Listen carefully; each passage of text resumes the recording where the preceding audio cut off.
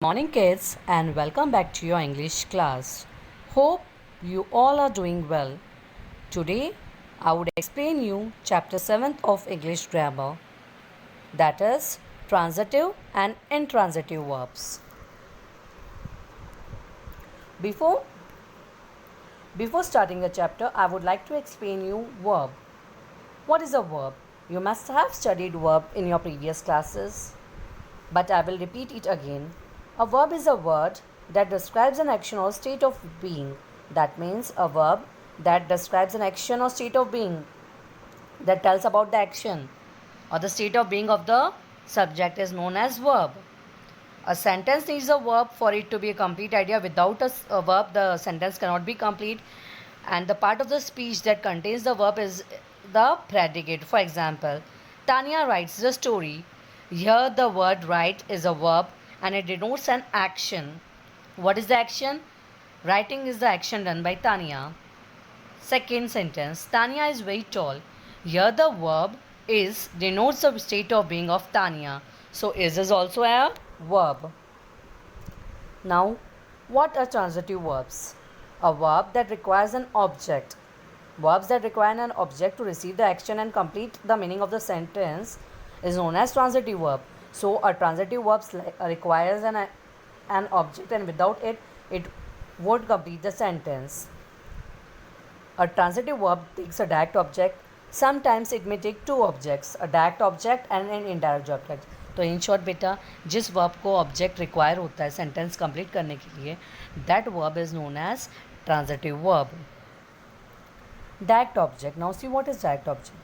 The noun or pronoun which receives the direct action or is directly affected by the action is called a direct object of the verb.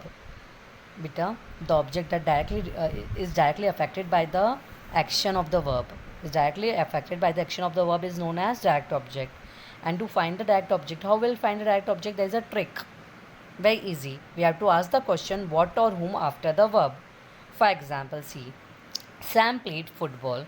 So here we'll ask the question what or whom after the verb. So we'll ask Sam played what, or we also can ask Sam played whom.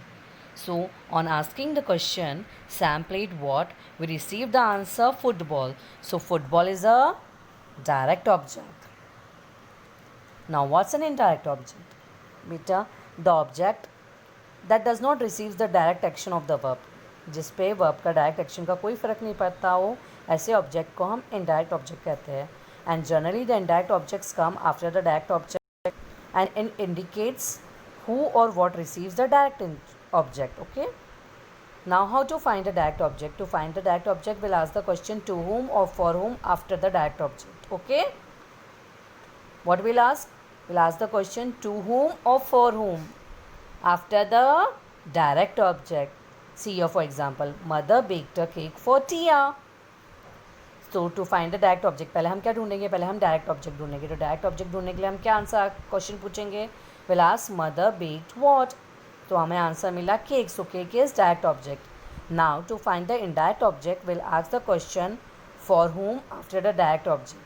So we'll ask mother baked cake for whom. So we receive the answer Sam. So Sam is indirect object. Intransitive verb. What is intransitive verb? Beta, a verb which has no object, which requires no object to receive an action is called intransitive verb. An intransitive verb completes a sentence without an object and it tells about the subject itself. For example, see, the bells chimed. Here, bells is the subject and chimed is verb. So we'll ask the question. First, to find the object, we'll ask the question. The bells chimed what or whom? We got the answer? No, we didn't get the answer. So, hence the verb chimed is an intransitive verb. And beta see, the bells chimed, it is a complete sentence. क्या बोल रहे हैं हम? घंटी बज रही है. Bells बज रही है. It's a complete sentence. It does not require an object. Okay beta, so it is a transitive verb. Understood? That's all for today. Have a great day.